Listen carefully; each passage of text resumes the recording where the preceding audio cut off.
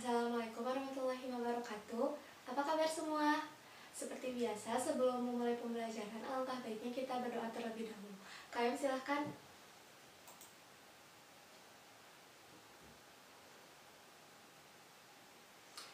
Nah, sekarang Ibu absen dulu ya. Hadir semua? Apa ada yang tidak hadir? Ya, hadir semua ya.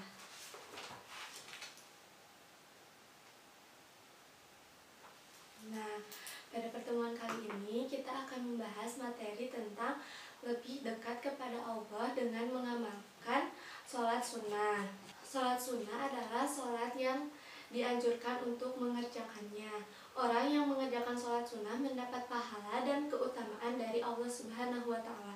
Namun jika seseorang tidak melaksanakan sholat sunnah, dia tidak berdosa.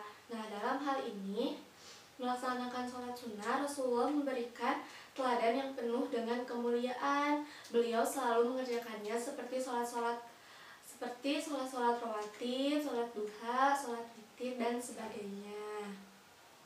Nah, sholat sunnah juga ada yang dilakukan secara berjamaah dan juga ada yang dilakukan secara munfarid atau sendiri, dan ada juga yang bisa dikerjakan secara berjamaah ataupun secara munfarid. Nah, yang pertama itu sholat sunnah yang dilaksanakan secara berjamaah.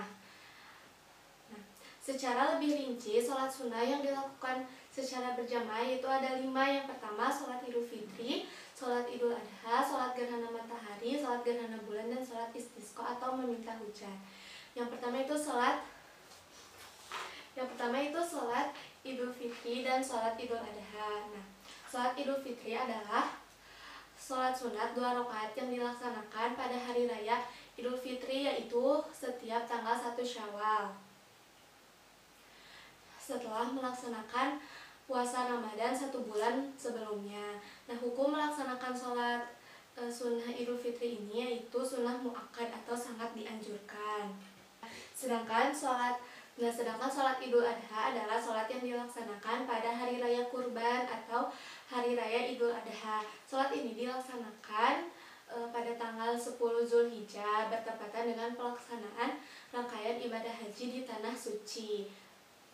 Nah, tata cara untuk sholat Idul Fitri dan Idul Adha itu sama. Yang pertama yaitu imam memimpin pelaksanaan sholat Idul Fitri dan Idul Adha diawali dengan niat ikhlas dalam hati. Yang kedua, pada rakaat pertama membacakan doa iftitah, bertakbir sambil mengangkat tangannya sebanyak 7 kali. Yang ketiga, setelah takbir 7 kali dan membaca tasbih, dilanjutkan dengan membaca Al-Fatihah dan dilanjutkan dengan surat yang lainnya. Yang keempat, pada rakaat kedua setelah takbir kemudian membaca takbir 5 kali sambil mengangkat tangan. Dan yang kelima, sholat Idul Fitri ditutup dengan salam. Setelah itu khatib mengumandangkan khutbah. Nah, itulah tata cara dari sholat Idul Fitri dan sholat Idul Adha. Nah, yang selanjutnya yaitu sholat gerhana bulan dan sholat gerhana matahari. Nah, sholat gerhana matahari atau disebut sholat sunnah khusuf syamsi adalah sholat sunnah yang dilaksanakan ketika terjadi gerhana matahari. Hukum melaksanakan sholat gerhana matahari ini adalah sunnah muakkad. Nah, adapun tata cara sholat gerhana matahari ini berbeda dari sholat-sholat yang lainnya. Yang pertama yaitu takbiratul ihram. Tata cara sholatnya, yang pertama takbiratul ihram, yang kedua membaca surah Al-Iftitah, Al-Fatihah, dan membaca surat yang lainnya yang panjang. Setelah itu ruku. Setelah ruku, bangkit dari ruku, kemudian membaca Al-Fatihah dan surat yang lainnya ya, tidak langsung sujud. Nah, setelah itu ruku kembali, lalu bangkit dari ruku, i'tidal, lalu sujud. Nah, setelah sujud, duduk di antara 2 sujud, membaca doanya, lalu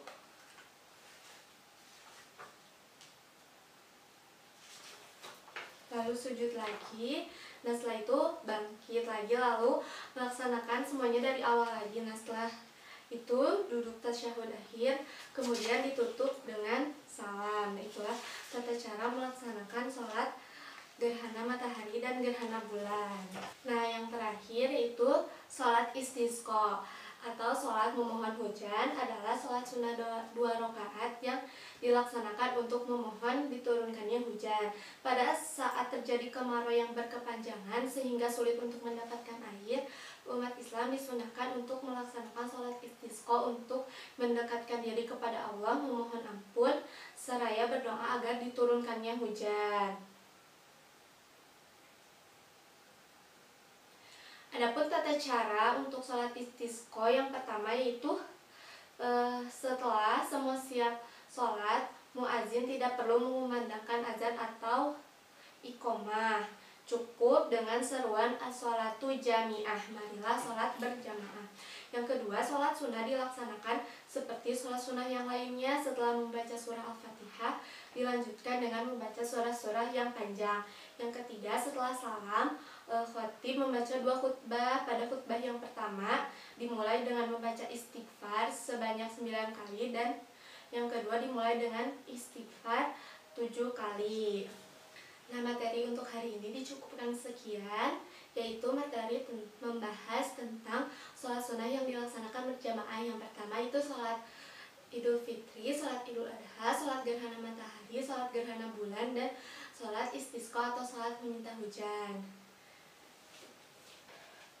Nah untuk materi minggu depan kita akan membahas tentang sholat-sholat sunnah yang munfarid dan sholat sunnah yang bisa dilaksanakan secara berjamaah ataupun secara munfarid. Dicukupkan sekian. Wassalamualaikum warahmatullahi wabarakatuh.